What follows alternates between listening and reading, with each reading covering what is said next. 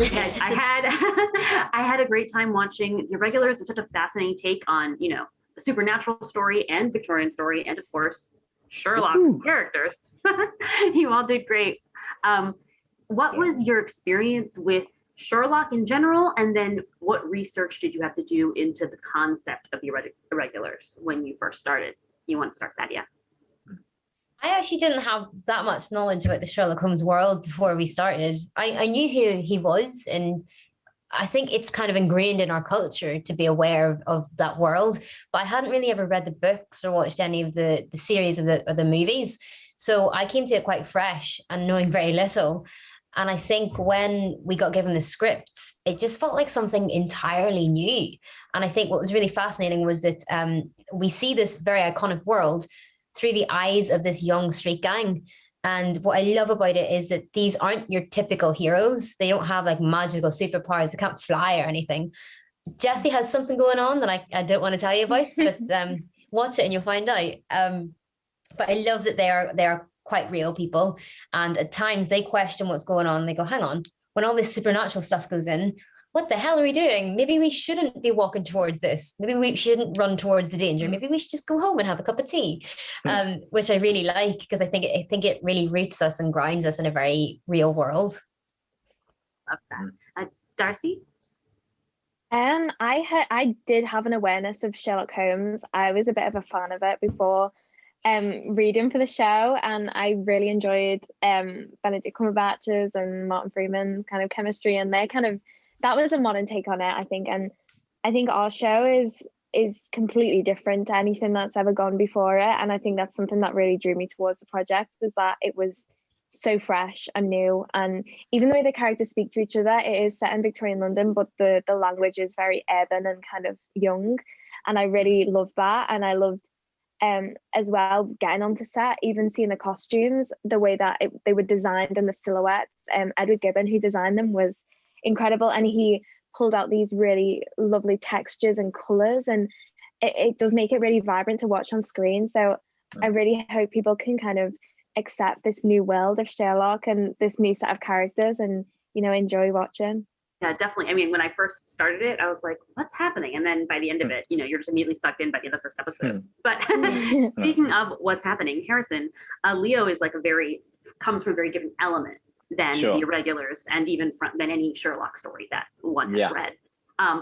For him, like, what is it about them? What is it about this group that really draws him to it, right? Because it's definitely different from what he used to. I think because Leo has sort of been kept to the palace for such a long time and not really met anyone his age, when he obviously sees the Irregulars, he'll be like, oh, there's some people our age. It's so exciting. But then he also sees how close they all are with each other and how much sort of love and history they have with each other. And he has never experienced that with anyone, really, maybe his sister a little bit. But he sees that camaraderie, and it's something that he wants to explore. He wants to be a normal teenager, and he wants to explore like sort of love and friendship and see what that's all about.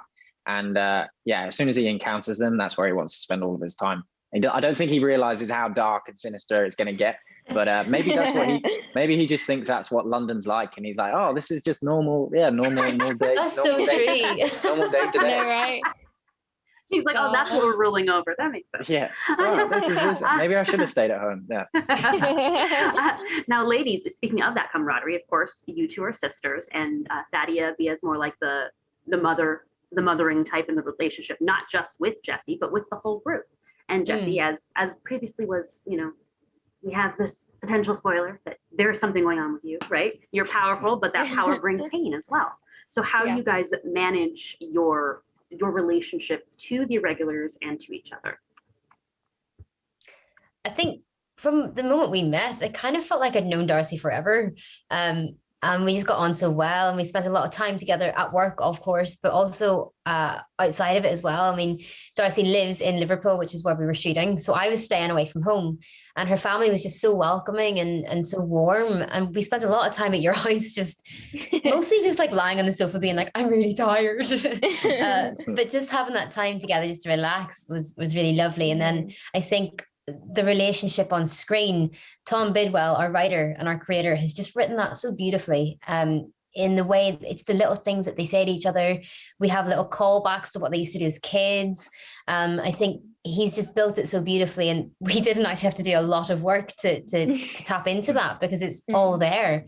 And I think it's a very human connection, and that kind of love for someone and that protectiveness is something we can all relate to. I mean, I don't have siblings, but there are people in my life who I would do anything for and who I would defend to the last second.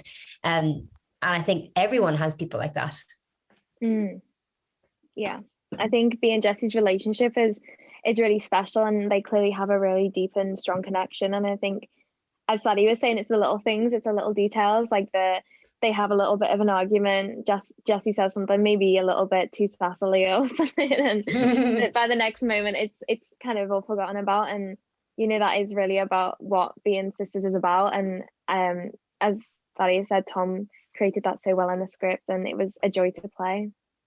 I think also, I think also what has really connected those two is that they've had a very difficult life. They went through the workhouse. They lost their mother when B was 3 and Jesse was a baby. And that kind of pain really brings people together. And when you have that, the only other person in the world that you can trust is your little sister or your older sister, I think that just deepens the connection and makes you very, very guarded about anyone else trying to come in and be a part of that. And not to spoil anything, but I think that in a way the worldview of the story kind of reinforces that, because even Leo, it's like it doesn't seem like there are authority figures that you can trust. Every time that there's an authority figure in the show, it seems like it's still kind of like a foreboding situation. Even if they're not actually a bad person, you're like, I don't know if they should even be talking to this person. Adults are scary. What is for the three of you, I guess starting with Leo, like how do you feel about like what theme did you pull from the story, if you will, or what resonated most for you? I think everyone's sort of resilience. I mean, because the Irregulars aren't your regular heroes. I mean, they all have their sort of insecurities and flaws and weaknesses at the start of what they believe to be weaknesses, and especially for Leo as well, where his illnesses have really sort of defined him, and that's all he'll ever amount to. But as the sort of series goes on and they start trusting each other more and trying to open up to each other and being vulnerable as well, it's such a powerful thing. And once they realize that their weaknesses are what makes them unique, and once they can combine that together and be a bit camaraderie, they realize that pretty much they're a good team, and they can pretty much solve anything. Yeah, I think there was a lot of themes that kind of stood out to me. The show has a lot of different themes that we explore. Probably for me, I loved the kind of really light scenes, like the comedy elements. I think I really love that bit. I think it really lightens the whole piece, and it really makes you buy into the guys' connection on screen and the chemistry of the gang, the 5 of them. I think having them really cheeky or like really funny little moments or little nudges or little insults, I think it really does add to it, and it really makes you believe that they've known each other for ages, or that they're accepting Leopold into the group as well. It's really sweet. I love that. And also, you mentioned earlier the modern take, the way that they speak, and I was obsessed with my Mad Fat Diary when I was a young, which is also by Tom as well. Yeah, I felt that. I felt that in I there. love that show. That's good. Anyway, great job, all of you. I can't wait for the world to see your work. Thank you. Thank you so much. Day.